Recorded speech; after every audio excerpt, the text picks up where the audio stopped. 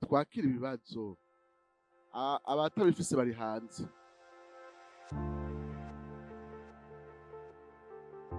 Sawa, nanashatse manze mbeze presentation kumbura ibibazo birashobora gutuma kumbure umuntu atsindagira iki cake kiriya, biraza kugurura.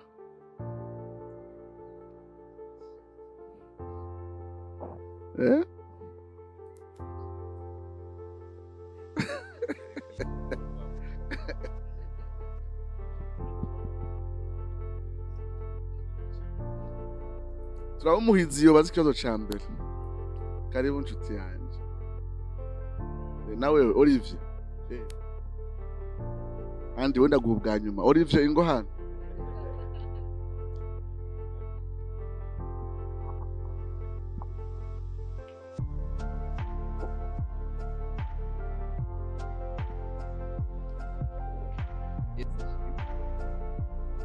Jewe ngomba kugira nagize ikibazo ngomba kubaza ngira sikimenya gusanga ari byinshi mugabo harimo ibijya kungora kubaza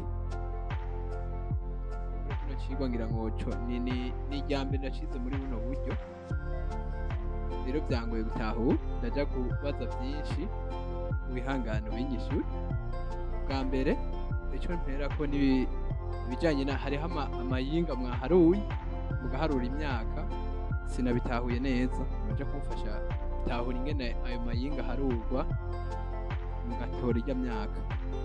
Hanyuma ikigira kabiri nikijanye ni ukuntu mwagiye murahuza nibyo nabonye ingene guhera muri Daniel no muri Matthieu 24 no muri Apocalypse ingene bihura mugabo ikibazo cyabaye sinabonye neza kumbureka mbaze nkuko babajije Yesu Kristo ati tubwire ikimenyetso simusiga cy'igihe bizobera mugabo nanjye simbaza gutyo mugabo nanjye ngomba kubaza uri kuraraba ingene twabibonye werekanye ko bizoba mu kanya gatoya sinzi ko atari ntatawe ikibazo neza ko ibyo bintu byose bivuga bizoba mu kanya gatoya.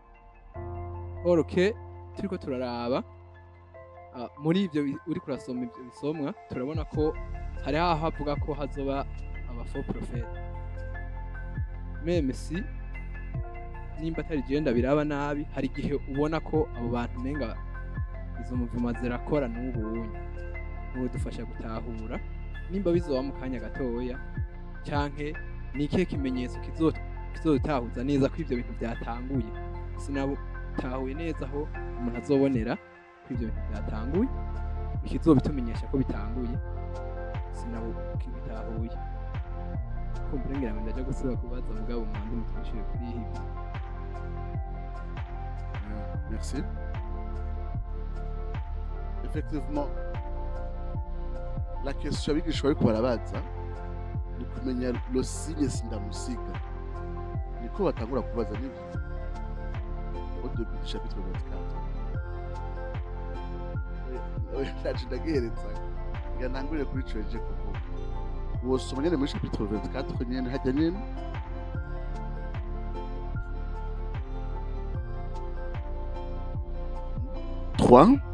verset 3 tubwire ivyo bizobaho ryari kandi ikimenyetso kizoba ikihe apana le signe lo signe cukuza kwawe n'icumuhero w'isi. Donc n'abigishwa biwe ils ont la même préoccupation que toi. Watu ego hari amasigne mugabo quel est le signe? Anashaka kubabaza est-ce que Jésus a répondu à cette question? Si oui, quel est ce signe? Hari abantu numvise ko batamenyere peut-être ngene nigisha kubera turi muri contexte ya green twiga nko ariko baragira ati biblique sivyo none. Voilà, hari ahantu mubona ho herekana ko Yesu yavuze le signe. Ça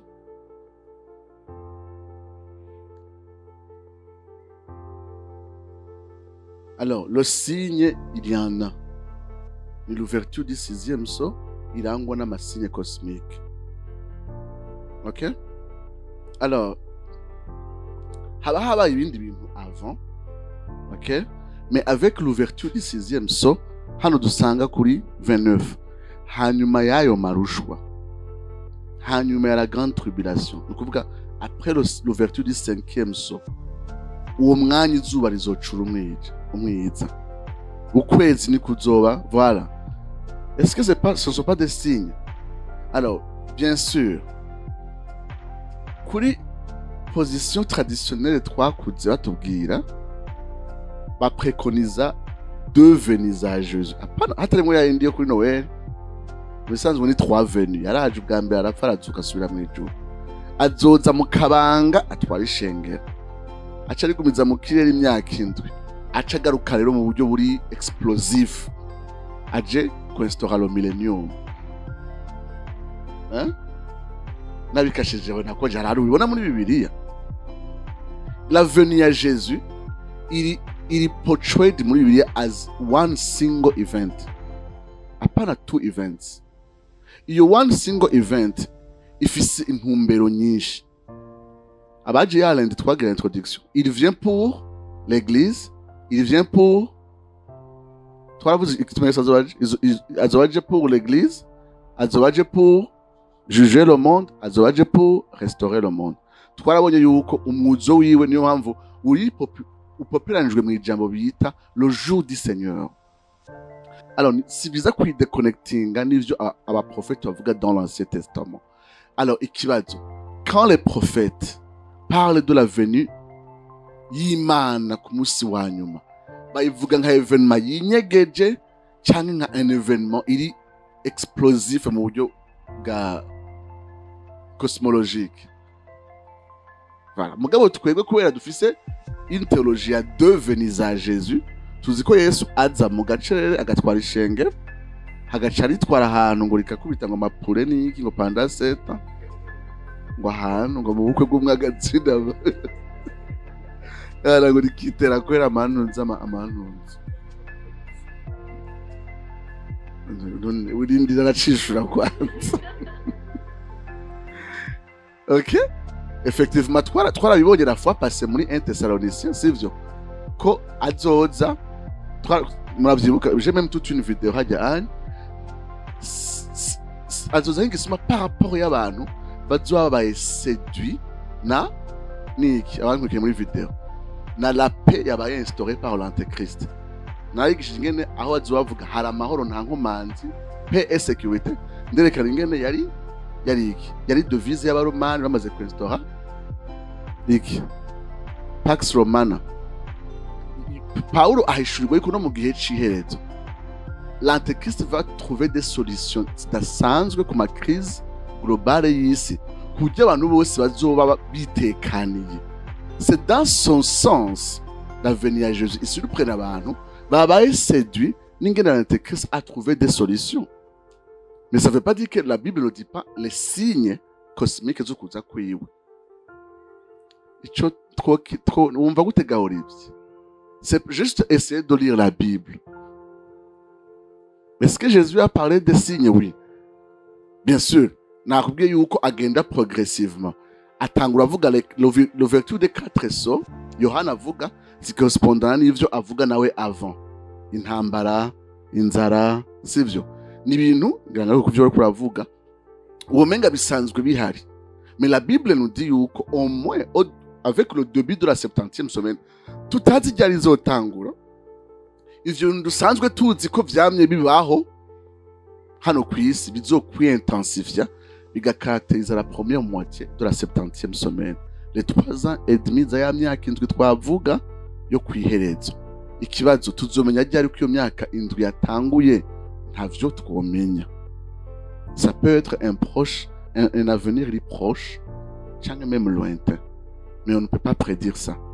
Amaze kuva kuri ayo masigne umenga ari généraux, abo twiganye la nature progressive y'amasigne ya Jésus, atangura avuga ibintu umenga biri général, agaca avuga ikintu kimwe kijanye na antéchrist mu rusengero, 5e signe cyangwa 5e so, agaca hereza kindi kintu kiri sindamusiga comme ayo masigne ari cosmique. Alors mvuze lo sitegeza zona yuko s'il brise l'alliance et s'il se tourne contre no musi ngaho twavuga si les États-Unis représentent, si Trump représentait l'Antéchrist par exemple, il commencerait son règne à favoriser abayahudi, abahereza rezo kuri byose, agira iki, hanyuma après 3 ans et demi agaca ahindura totalement politique contre Israël. Alors là, c'est pas seulement politique contre, ahubwo ambition nawe nyene afise yo gukoresha toute l'histoire ya Moyen-Orient kugira ngo yihereze icubahiro nk'umuntu adasanzwe. Niko bavuga yuko azoja mu rusengero akavuga ko ari Imana. Donc ce président mondial va se servir de la terre promise d'Israël pour se donner une gloire et seulement due à Dieu. Ingana zobigenza littéralement on peut pas dire no musi. Mugabo zori ko ravyitegeza zori ko c'est un signe ikomeye cyane imarka la moitié de la 70e semaine. Mugabo naho nyene Yesu ntazobaragira kuza. Après la grande tribulation, nous avons le signe culminant igaragara mu kirere. Donc, il y a une nature progressive et il y a un signe, comme on peut le voir. Mais ça, cyane, aho biratangiye kuza buhoro buhoro. Kora Trump yajemo.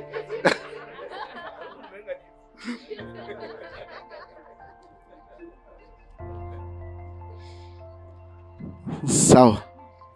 Tugende buhoro buhoro. Yatubwiye tugende buhoro buhoro kuri les 70 semaines. Kugira ducungura umwanya byo kujya kusoma amanote y'abantu nabisiguye. Osi ukumviriza audio yanje yo kuri Daniel kuri YouTube. Nugira ngo zo turagabanya umwanya sivyo none kuri mfisa mu material menshi. Ikintu cyose sinogana ndagisigura sivyo. Muga twavuze yuko ni les 70 semaines d'abord aravuga Imana ibintu yagenye kuzokwakomplisa muri zo 70 semaines. Aca bivuga ari ibintu indwi baza kubibona. Kuko amayinga 70 yagera ubwoko bwanyu kubwiki biharuye ibintu indwi. Mwandi majambo turatahura l'importance ya 70 semaines. Mugabo ubwazo lettre 4 donc 490 ubwazo ziragabo. Igabuye mu mice ibiri, umuce wa mbere ugizwe na 69 semaines, na yinga 70 tuguma tugaruka ko muri no apocalypse. Alors, mbega izo 69 semaines zihera ryari, ça équivaut à 483 ans, tuziharuriye kuva igihe itegeko ryaje ryo kunagura kubaka urusengero probablement avec Néhémie 445. Hari n'abaharura un peu avant bakabijanisha, mais c'est pas ça ce qui est important. Mais les gens ont une façon de compter à partir de 445, bagaca kuri 483 ans, bakagwa mu myaka 30 combien ya ministère ya Jésus. Alors ico gihe ce qui nous importe nuko à la fin de la 69e semaine biherana no kuza kwa Mesiya no gupfa kwiwe. So on n'a pas besoin de se préoccuper ça cyane, biragaragara yuko les 69 semaines ziherana no kuza kwa Mesiya. Mugi imbere yaho nawe nyene izo 69 semaines aba yazigabuye ngo kubiri sinzi ko muvyibuka. 7 semaines 49 ans hamwe na 62 semaines 434 ans. C'est bien. Akerekana ibizoba muri iyo myaka. Mu myaka ya mbere bizogenda uko. Ariko ntibazoca banagura inzitiro zi Yerusalemu. Mugabo avec 62 semaines yongerako zigwa muri 434 hacabaho la restauration ya Jérusalem. So nawe nyazigabura muri 49 ans, donc 7 semaines, 62 semaines, zigira 69. Mugizo 69 zose zegeranira ziherana n'umuzo wa Yesu. Hagaca hasigara la 70e semaine. So tu vas te servir des notes pour voir un peu. Une autre question? Murakoze kiwe ngira ngo natakaye gatoya. Ego ndanyarutse. Kimwe ni tuko turabona dusoma ijya Matthieu 24, hari aho tubona ko Yesu hari imirongo tutasomye hepfo, tubona ko Yesu avuga ngo aho babiri bazo bariko bararima mazoja n'undi areka. Peut-être yuko Yesu azoza hanyuma bamwe akabajana hanyuma wa wundi ariko ararima akabandanya ariko ararima ubuzima bukabandanya. Ikibazo rero nagize none nimba Yesu le jour du Seigneur igizo n'igihe kingana gute? Nimba bamwe bazojana hama abandi ubuzima bukabandanya hanyuma bazojanwa bongere kugaruka kuganza imyaka igihumbi gihari. Ikibazo cyawe cyo. Amen. Je sais qu'il y a des trucs à déconstruire. Alors, Jésus ne vient pas à te parler shengero, à te parler mijo.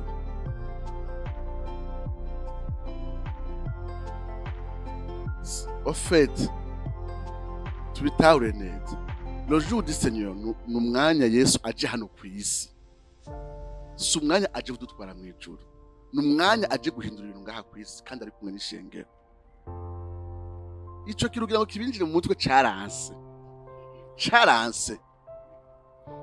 alors twaragaragaje gusigura un tout petit peu dusigura yuko iyo tuvuze ngo gusanganira umushitsi no mu mico ya kera umuntu aje kukuraba kuvizita we wahuri wagenda kumusanganira a quelques mètres avant ko ashika ku rugo mugaca mugarukana muhira c'était ça le concept alors bivuze ko tuzosanganira Yesu mu kirere nugira ngo tugarukana ngaha ku isi subira ngo tujane mu ijuru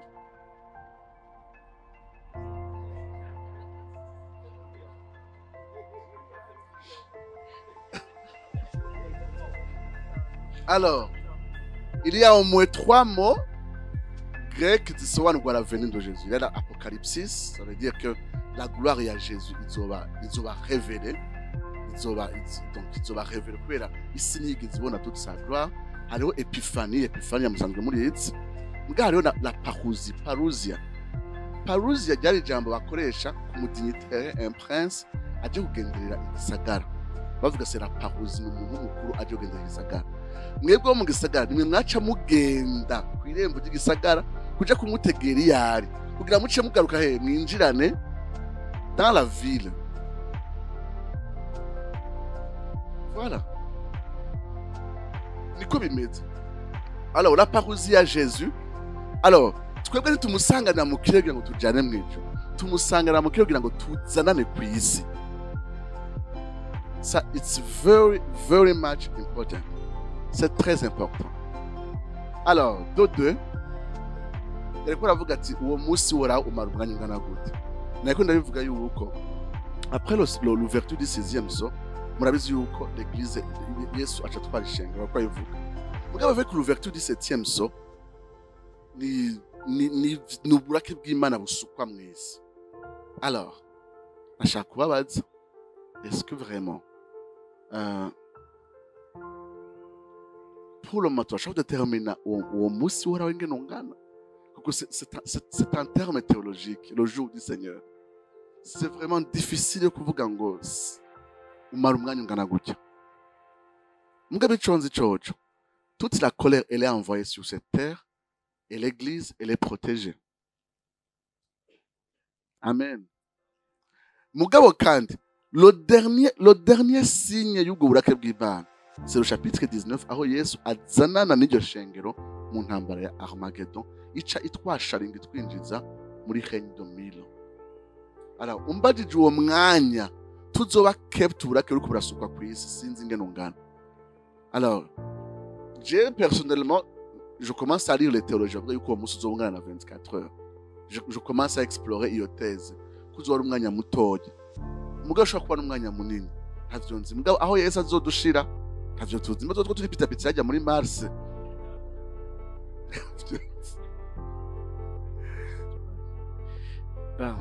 Ikibazo canje par rapport ingene wakurigisha ingene ariko yatubwira vyugaye vyose biri fat manishimwe ko hari ikawa yabayo.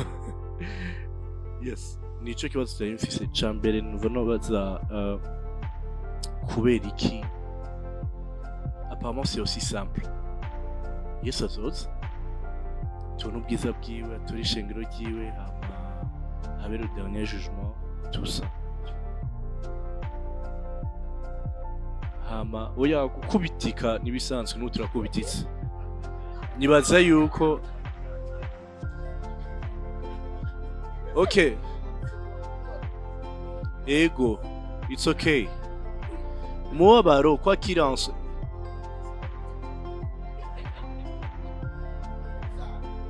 nico kibazo canje en fait c'est niho je trouve que c'est simple vuga mbona ari Yesu azoza hazoba merci kuri ya version yindi yatanze kuko bwa mbere twatwibaza yuko ishengero rizogenda vuga ko akiranso rigenda ritagenda nuko Yesu azoza bizohera Yesu aje hanyuma akaza. Donc c'est très compliqué l'histoire. Ari cyo bavuze yuko mimi dushaka kwinjira en détail ko bitumena umutwe bikogera. Alors pourquoi l'étude de eschatologie?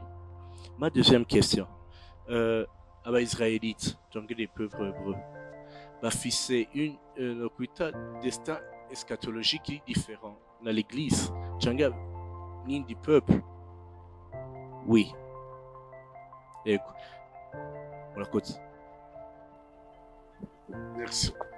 Kuri kumenga ni birefu two tuvyigira iki? D'abord nuko nimba Imana yaragenye la 70e semaine comme un compte à rebours particulier. Bamye nzinagabanya ibifaransa. Nimba Imana yaragenye imyaka indwi ibanziza kugaruka kwa Yesu, izoberamwe ibintu byinshi icarimwe. Tukaba tutazi ryari iyo yinga izotangurira. Nyoza ko dukeneye kwiga eschatologie. Bwa kabiri, nimba ari byo ishengero bizoca dans la grande tribulation, ikintu cyo nyene cyo remesha umuntu azore ko arasufra, c'est la théologie de l'espérance. Niyo mpamvu twinjiza 2 Thessaloniciens. Paul ababwira ibijanye na eschatologie parce que c'est une église qui acha dans les persécutions. Hanyuma iyo ntuze iyo espérance si bwa buririmbo bwa Vestina na Dorcas canke za ndirimbo za Lopez ngo bigiye guhera ibihe bishasha bigiye kuza.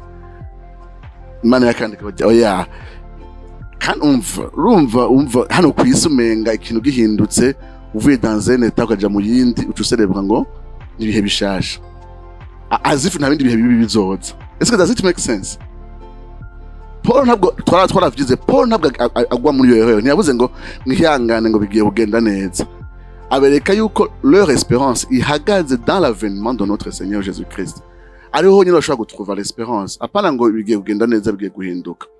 Alors, il faut ko umuntu ariko araba persécuté aba afise un tableau ituma l'histoire igira sens, igira ubuzima bufise sens kandi buhera neza au milieu ya les absurdités za souffrance. Icyo ni ikintu kiri très important. Ubwa gatatu, nimba bituvuga ari byo, à un certain moment l'antéchrist azohabwa ububasha. Ahabwa ububasha bwo kugwanya bera no kubanesha. Chapitre 13. 6, l'ouverture du premier saut. Le cheval ahabwa kunesha, ngo aneshe kandi agenda anesha. Alors, il y aura un moment aho umenga l'antéchrist il peut tout faire. Il peut tout faire. Alors, iryo jambo ryo guhabwa ububasha kubera no kubanesha ntabwo bisobanura ko azobanesha spirituellement. Mugabo azobagenza uko bazoba bari à sa merci. Ariko ko umuntu agenza uko ashaka. Urupfu rw'agashinyagiro bavyita gute? Gukamya abakonte yawe bavyita gute? Ego. Man wa muntu akonte umva ubuzima bwawe bwose umenga yabufise mu ntoki.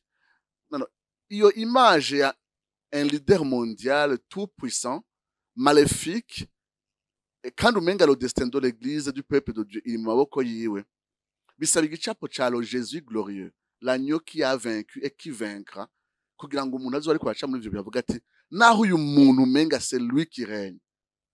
Alléluia. Mon rédempteur vit et il viendra. Amen. So l'eschatologie c'est très importante. Mugabo ni importante ku bantu mwiyumvira yuko Yesu azoza akadutwara ibyo byose bigasigara biraba twebwe two turinywera imivinyo ya mwicuru. Ikindi kibazo hari ikindi babajije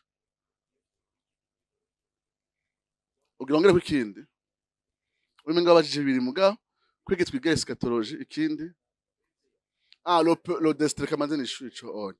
Alors c'est une étude très importante. Abantu ni batahura kimwe le destin d'Israël mu mugambi w'Imana.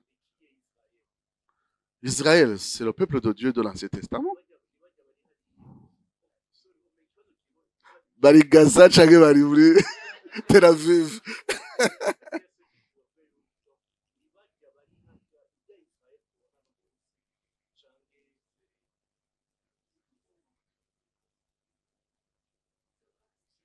Abandi ufise ni bande atari bake?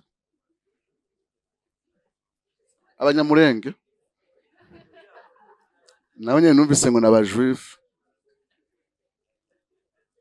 n'abatutsi ngo n'abajuif.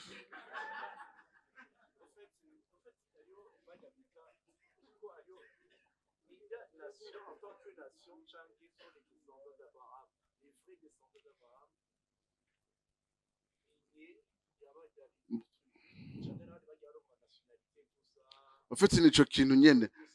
Uko ariko c'est l'Israël ethnique. C'est parce que l'autre alternative vuga ati l'église c'est Israël. So au moins il y a alternative yo spiritualiser Israël ibivuyemo. Mais la question de savoir qui est vraiment ethniquement, qui est Israël vraiment.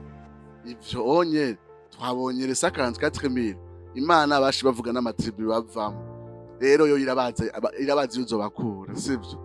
Irabazi. Le destin à Israël mu mugambi w'Imana ni ikintu kiri très délicat. Ça demanderait vraiment nk'amasaha atatu kugira ngo nsigure position yanjye. Ni vya bintu umengo bivuze uri kurihuta abantu bava babitahura nabi. Mu bwo bwa mbere, il y a vraiment ngo nababwiye une approche très dispensationaliste. Ivuga iti âge de l'église izobiheze, nira badavuga ati Yesu azotwara ishengero arinyegeza ahantu kugira ngo Yesu Imana icihindukira Israël hanyuma iyigwanirire ice ibahereza un règne de 1000 ans, il totalement juif. Ali Israël igangisi. Alors, cette façon de voir les choses vraiment, bila contredisa les données bibliques zerekana ko ubwoko bw'Imana depuis la Genèse jusqu'à l'Apocalypse n'ubwoko bumwe. Nivyo bugizwe n'abayahudi n'abanyamahanga, mugabo bose c'est un seul peuple. Dieu n'a pas deux peuples pour son salut. Il a un seul peuple igizwe n'abanyamahanga hamwe n'abajuifs.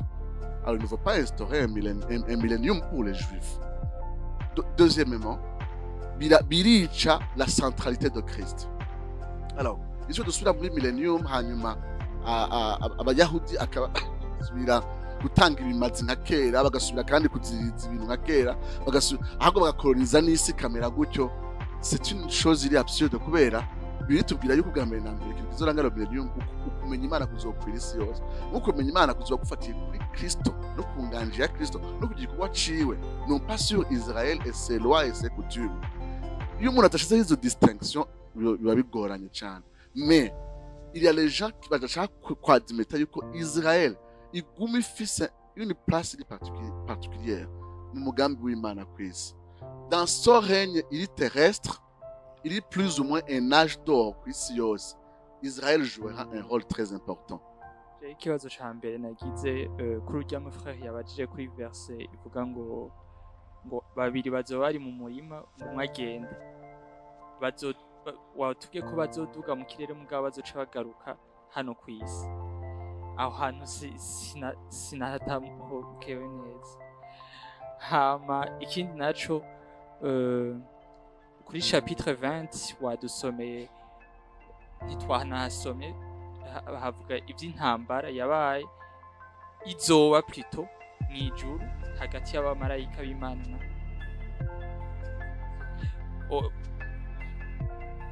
ku vyabaye mw'itanguriro. Narinzi ko ari bizoba, niho nari nagize ikibazo. Hama ikindi nari mfise ni ikintu ca antikristo. Baravugamo rwose ibintu vy'ikidodo, kitubwira ico arico. Iyo 666 bisa n'ibidataho.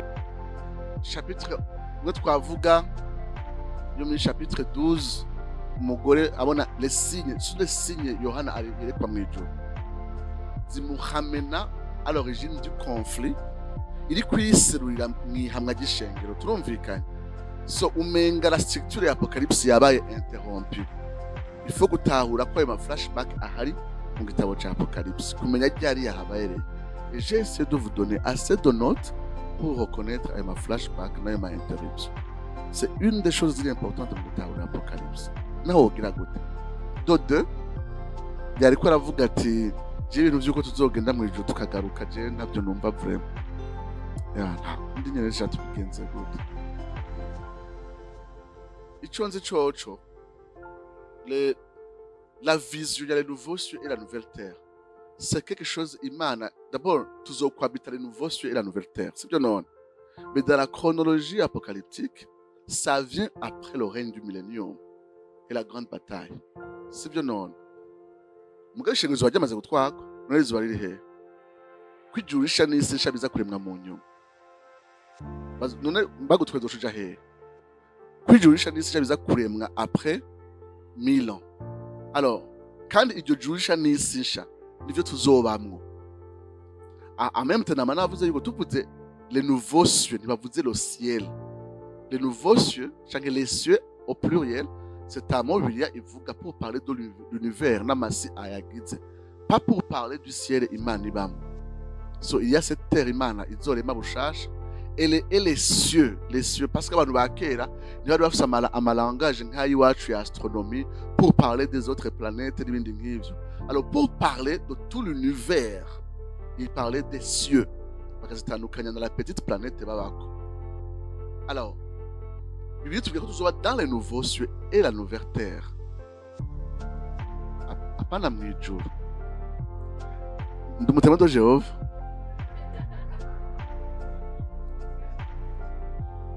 Alors uvuze ngo tuzoba mwijuru nta kibazo, je nubikunda uvuze amajuru parce que bivuga ati ijuru Imana irema ijuru risha n'amasi masha. Meme mu Kirundi handitse gute ijuru risha muyandi muzindi bavuga gute n'amasi masha. Ijuru risha n'amasi masha. Voilà, il y a la nouvelle Jérusalem qui va muri yo renouvellement de toutes choses. Est-ce que Jérusalem continuera à jouer un rôle? Oui, pour revenir sur Israël, mais non pas comme un peuple ethnique, mais comme un symbole y'umugeni wa Kristo igizwe n'abanyamahanga hamwe n'abayahudi. Alors je suis désolé kubera biba bisaba kudeconstruire un peu ibyo tuba twarize, mugabo ntidusanganira Yesu tuja mwijuru, dusanganira na Yesu kugira ngo tuzanane nawe ahaje guserura intsinzi yiwe muri nosi, tukaganzana nawe imyaka 1000 yahera akarema ijuru n'ishansisha tuzobamwe. Ntibiri clair et pourtant biri clair muri Bibiliya. Reka je nihere undi muntu yitwa Nadine nga aho nyene ingombwa nga yatangiye gucangana. Mwavuze yuko Yesu azorema ijuru risha amajuru masha n'isi n'amasi masha. Okay, none iryo ko Yesu ije mu Imana, Yesu yavuze ngo agiye kudutegurira ibibanza, naca ariko arakora rero.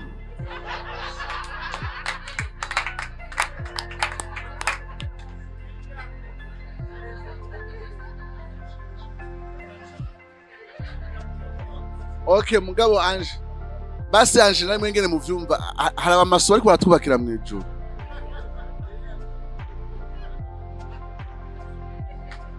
Sa okay, kumbure abatirondo Jehova mwarabajaniranice.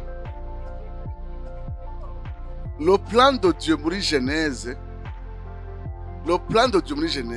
twazi yuko Imana ishira mu ngiro umugambi wakizogira ngo irestore ico yari yateganyirije kuva kera, mbwa ntigihinduka.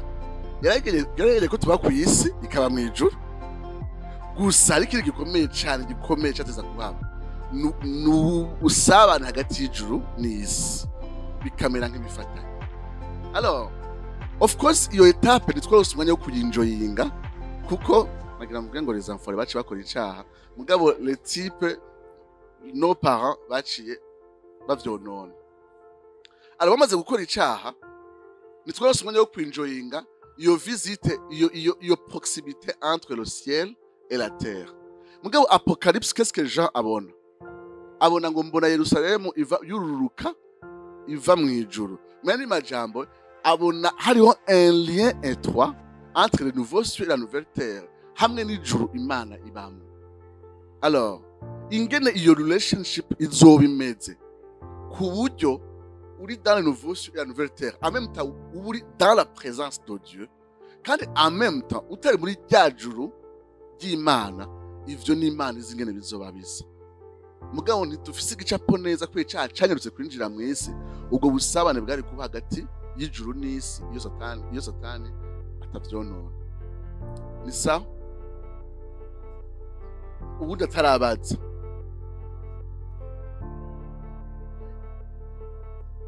Nagomba kubanza gushimira abantu bamaze kubaza, kubera batarabaza sinari kumva ibyo bigisha. yigishije. Hama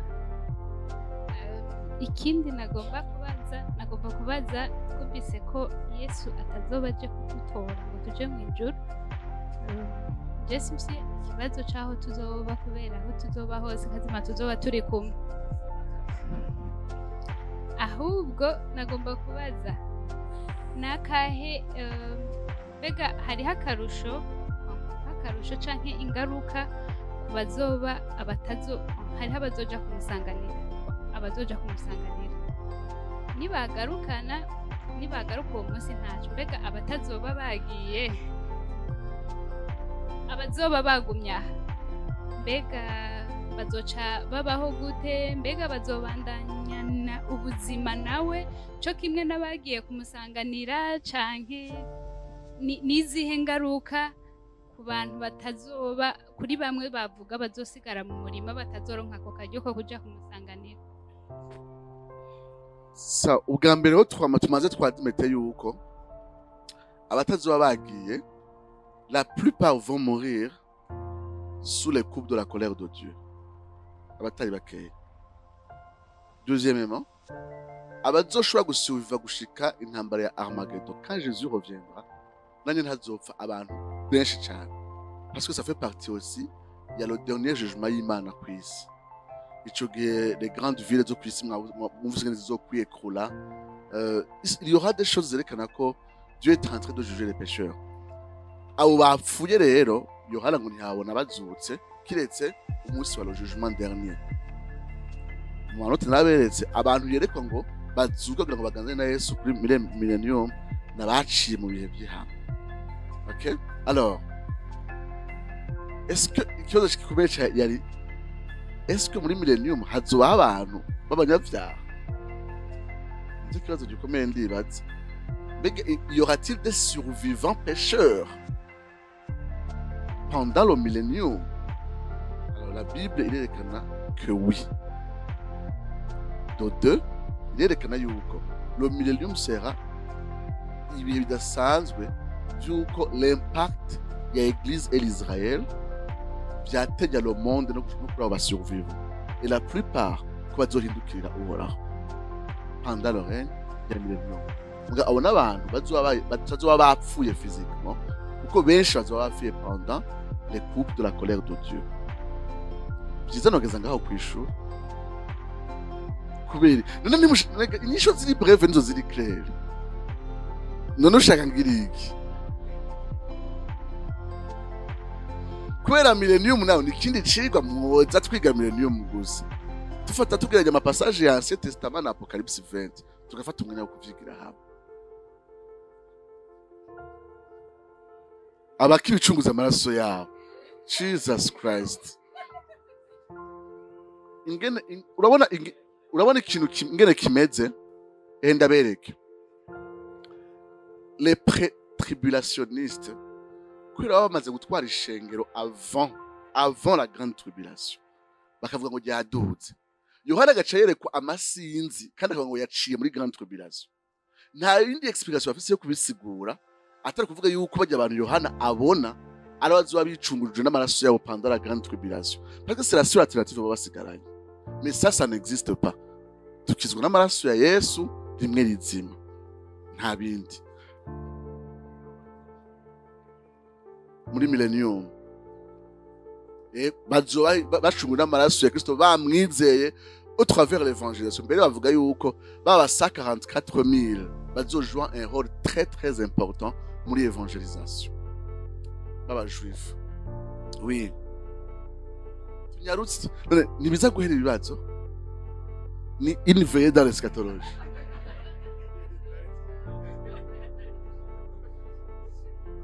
Murakoze. Jewe ikibazo canje giporta kuri Matthieu 24 ubwo twabonye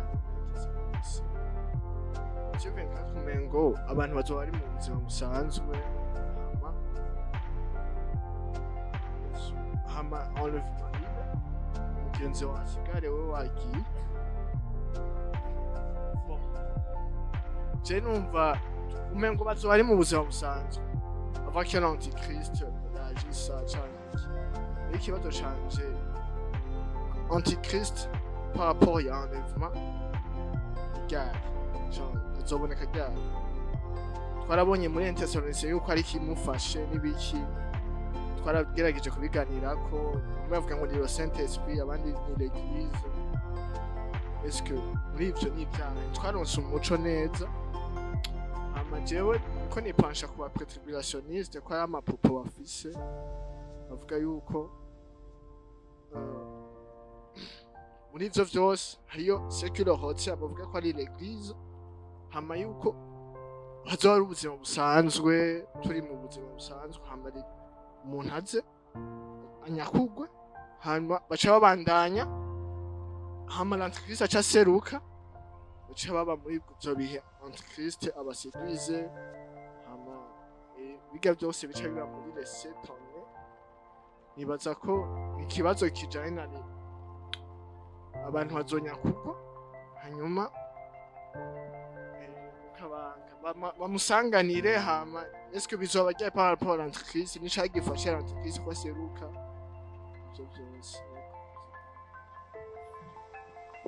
ama réponse magufi Paul avuga yuko uwo munsi udashobora gushika l'antichrist atarahishuka kandi bakoresheje jambo kuba révélé ça veut dire ko umuntu wese abona yuko il y a un leader mondial sivyo qui est là et qui exige des choses sivyo alors Paul araba clair muri 2 Thessaloniciens yuko bitazoba atarahishuka bwa kabiri Matthieu 24 yatweretse yuko inzambi itazovuga hatabaye la grande tribulation twabisoma inyuma yayo marushwa ya murongo wa 20 na kangahe alors on continue à maintenir yuko l'église n'est pas enlevée avant que l'antéchrist agaragare imbere yuko adabrise l'alliance avec Israël l'église n'est même pas enlevée imbere yuko l'antéchrist a persécuté both Israel and the church hanyuma ikibazo ni qu'est-ce qui le retient twaravuze yuko iryo jambo qu'est-ce qui le retient canke qui le retient les deux mots zirakoreshwa en hébreu le neutre hamwe na pronom isanzwe ni personnel masculin ça tuvuga tuti pour les prétribulationnistes c'est un moment rêvé pour dire yuko qui retient l'église arinde qui retient l'antéchrist arinde ari shengero ati niyo kwigaragaza ishengero ritabonekanye ritaduze kwanza ritavuye ngaho hanyuma cyo ati quand même le pronom neutre ikivugwa munsi il est très indicateur itwereka yuko iyumvira umuntu gutyo ari très puissant je ndabibona nka un contraste umuntu aje nk'umuntu ari très puissant ashoboye ibintu byose mugabo kugira ngo anaja habona akaba ari imana indéterminée ryari biba alors ce qui le retient c'est la souveraineté de Dieu c'est la volonté souveraine de Dieu kandi bira contrasting na la toute puissance l'antéchrist aza kwerekana ntiyagiye no kumugaragara atavyemerewe yarinze aja kumugaragara uko imana ibimwemereye so ce qui le retient c'est à la fois Dieu c'est à la fois le Saint-Esprit mais c'est aussi sa souveraineté c'est aussi sa souveraine puissance nivyo bigena ryari l'antéchrist can go public agakora ibyo ashaka byose alors mbega abakristo bizobafasha kumva ati nimba uyu muntu ariko arakora bino bintu nuko imana bimwemereye je vous rappelle amajambo Yesu yabwiye Pilato mbega ntuzi ko je ndagufise kubasha Yesu aje mwishura gute nta bubasha wari umfise ko kiretse ubuhawe buvuye niyo mpamvu umuntu yakonshikirije afise igicumuro gusomba tu vois il est là au milieu des souffrances hanyuma ujya muntu yumva umenga ari omnipotent sur le destin à Jésus et pourtant Jésus lui dit non écoutez tu es juste en train de réaliser ce que Dieu a toujours prévu tu es en train d'agir parce que Dieu t'a permis d'agir alors ce qui le retient c'est pas l'église c'est Dieu qui est souverain et qui détermine diari the antichrist can go public ikindi wari wajene cha kubera kuvuga ubuzima busanzwe no kuvuga iki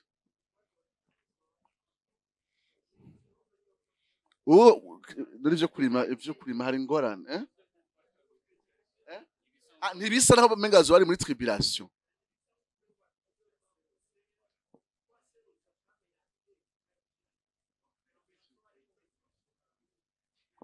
genre nta effet surprise ihari yuko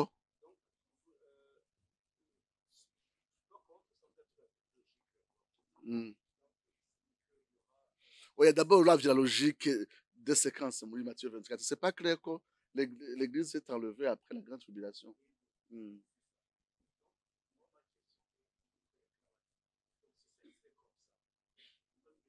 Mm.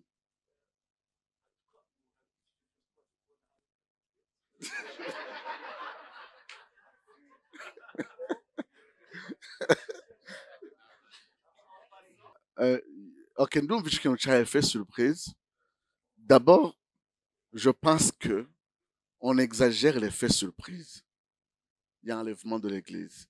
Even traditionally. Even the songs n'indirimbo turirimba. On exagère. Ok? On exagère parce que Paul nous dit, niyo mpamvu duturira nuko twasubira batera Thessaloniciens, avuga ati, ariko mweho ntimuri muba sinzira ngo uwo munsi uzugira iki? Ububire.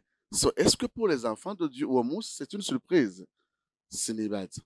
Donc, Thessaloniciens nous montre au fait que c'est une surprise parce que ku banyabyaha bari bashimye umuco antikristo aheje kubamurikira, bari bawakiriye. urumva yuko babwana mwemu yari yuko hashobora kuba une personne canke une entité.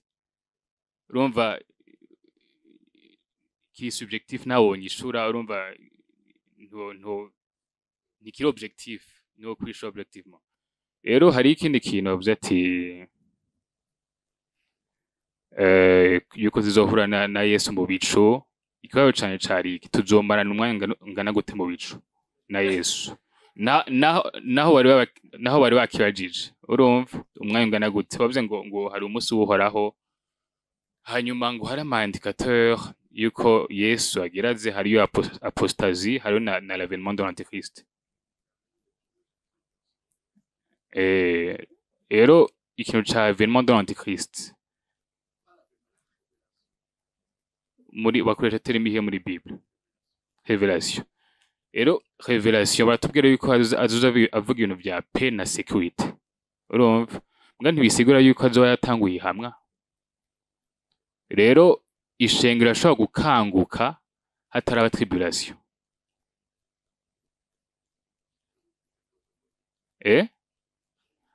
Ishengero oya ndiko ndakumviriza wewe uri hagati Yesu azoza gutora ishengero hariko haba tribulation, sivyo?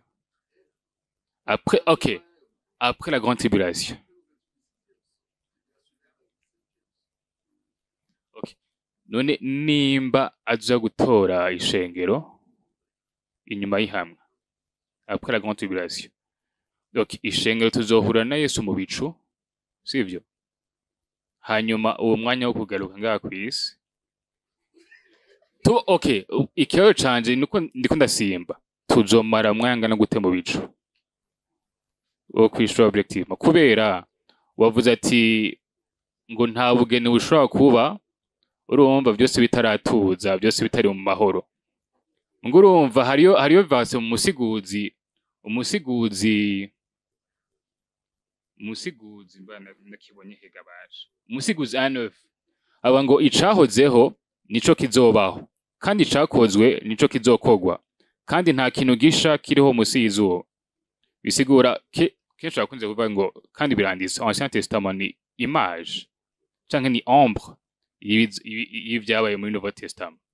Rero hariyo verse ivuga, nabirondekera nagize amashashike, iva kungene umusoda muri Bibiliya yagira congé, sivyo, agize mariage, kugira pas après ahejeje gukonsoma mariage atasubira kugwana, sivyo? Reka ndagusomera. Okay. Ivuga ati ngo umuntu arongoye vuba ntakwiye kuja mu ntambara cyangwa akoresha igikorwa icariho cose, ariko bamureke umwaka wose anezereze umugore wiwe yarongoye. Rero nimba turi abageni ba Yesu, urumva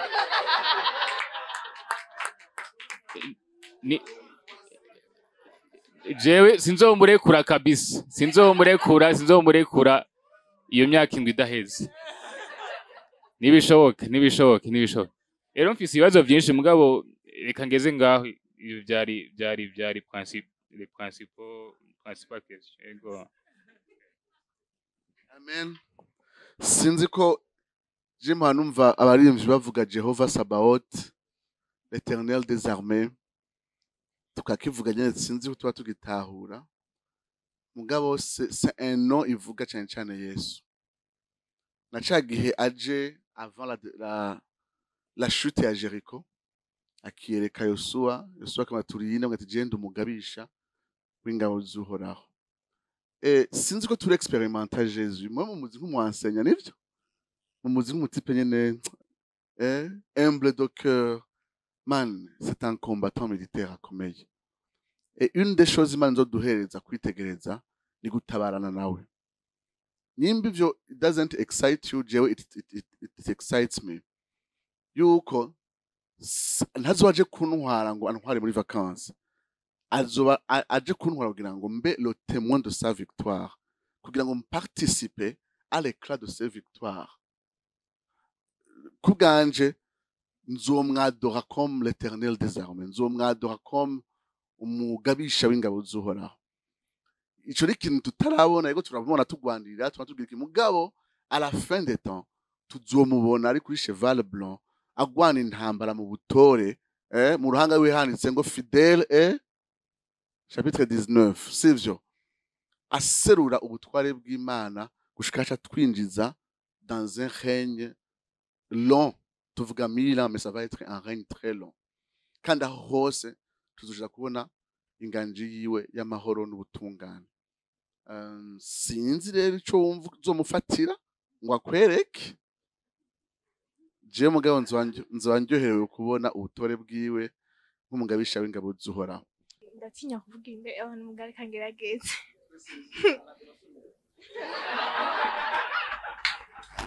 Okay. Bon, watubwiye ku bimenyetso, ico kimenyetso Yesu yamubwiye yuko hariho antichrist. Hama muri Bible hari hano havuga ko antichrist yamaze kuza. Ko hariho muri epitre ya Jean. Rero nashaka utwekresise gusuma. Hama utubwira n'ikintu qu'on noter mengo nyine biri vaste byaducanze. Bana umuntu baje kwegeranya sabagenga resume nta bibazo ushobora kwakira, nzwangira resume. Tuze gutandukanya les faux antéchrists et l'antéchrist comme une personne. Alors Jésus dans les premiers signes au début ya gitabo cha Matthieu 24 uze gusubira murabe biri mu masinye ya mbere kuko azokwaduka abivuga ngo ni Kristo, sivyo, kandi bazokwikwegera ko benshi biri mu masinye ya mbere. Mugabo biratandukanye na l'antéchrist en personne, aza comme un leader mondial, aza kugaragara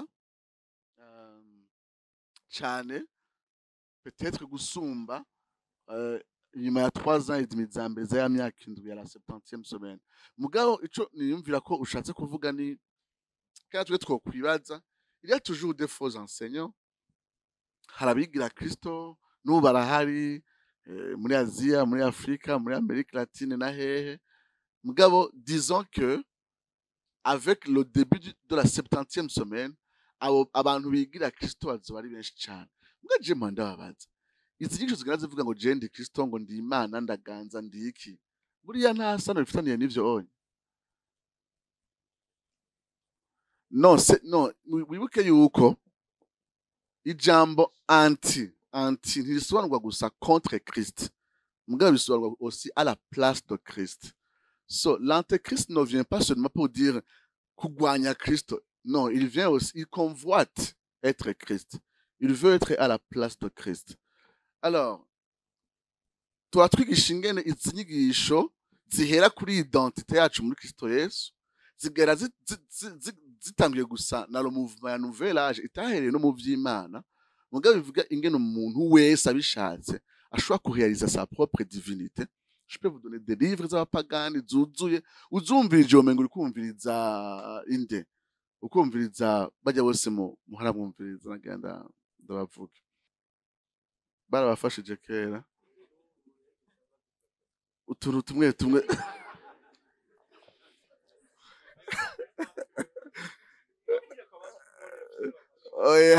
oya ico kibazo twarakigize andi twarakigize muri reforme ntukigarukane ico kibazo twarakivuze. Alors nariko ndavuga yuko inyigisho ziguma zibwira abantu uri imana uri iki. So est-ce que la popularisation y'izo nyigisho zélève l'humanité à la divinité, ça vous dit rien? Mugabo derrière il y a toute une philosophie profane iri kuravuga ingene l'univers igira yinjire mu yindi âge aho chaque humain aura le potentiel de devenir un dieu. Ce sont des livres qui sont là, hein? C'est ntabwo ari ibintu byo kwexagérer. Alors ugazubona dans les églises il n'y a plus de l'évangile, on ne parle que ico umuntu ashobora gucika avyishakiye. Ivyo mwumva bisanzwe kweli? Alors ngivyo onye pour moi ce sont les signes de la fin. Uravye ngira abantu babifata ibisanzwe, ubu turi ngaha turabagararije tuvuga abantu nabi, abantu bose baratwanka, turabayubaye. Nashaka wumve yuko imbari ikintu twize mu vyete bya Bitesalonike nuko Imana yacu ishobora kutugira abanesha, abapersevera, haba muri bino bihe, haba mu bihe biri imbere tutazi. Nimba yarashoboje ishengero Bitesalonike gupersevera au milieu de toutes ces souffrances et de toutes ces tribulations, turashobora natwe kwama ivyamwa aho turi par sa grâce. Mugabo kandi en persévérant nous avons l'espérance yuko niyaseruka tuzoruhukana n'abandi bera bose bo mu bihe vyose batamye nkatwe ariko bagashishikara. Reka wexprime ta prière umusaba cette grâce de persévérer. Mwami Yesu turagushimiye, ibi ni ibihe bidasanzwe, ibi ni ibihe vyiza uduhaye mwami vyo kukuraba wewe l'agneau victorieux, wewe l'agneau qui a été immolé avant la fondation du monde, wewe mwagazi w'intama w'Imana yatanzwe gusira ijuru bitarabaho, utangirwa abandi uzoshoboza gupersevera jusqu'à la fin, naho izo ari ibihe bitoroshe, naho izo ari ibihe bigoye. None mwami turakwinginze ishengero Bitesalonike mwami ryatubereye un modèle de victoire, un modèle mwami de persévérance, un modèle mwami yo gushishikara, un modèle mwami de fidélité, un modèle mwami de courage hagati y'umuriro mwami. Urazi ubuzima bwacu, reka ibi vyizigiro mwami vyame bidukarakteriza misi yose. Reka wamutwibutsa yuko à la fin de l'histoire tu es l'agneau qui règne, tu es l'agneau victorieux, tu es l'agneau roi, tu es l'agneau Seigneur des seigneurs, tu es l'agneau maître de l'univers, tu es l'agneau triomphant, tu es l'agneau éternel des armées, tu es l'agneau le commandant de l'armée de l'éternel. Ko vyose uzonesha gushika kwiherezo.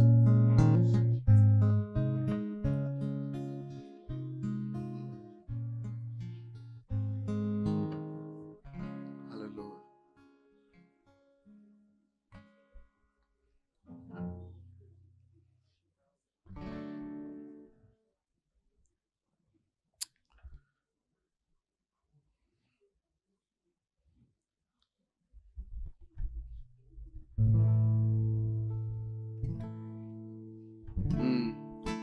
Murahambaye.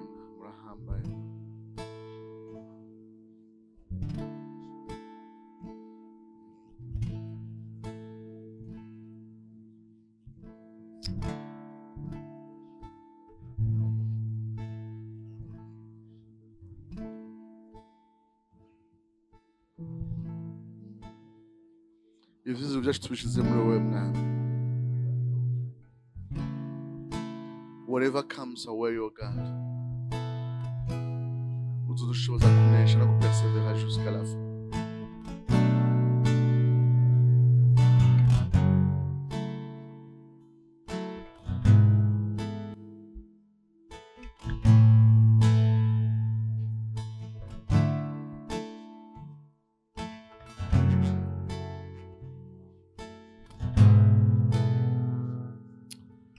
Muri mutima wo gusenga twiyegereza le vers en arrière baza kubana baturongora amasengesho abaririmbyi tugumane tugiye gufata imyanya mitonya migufi y'amadevotion ushobora kuvyumviriza uhagaze cyangwa ufukamye mbwa utuma muri mutima nyene nko gusenga arriver en arrière baraza kuturongora masengesho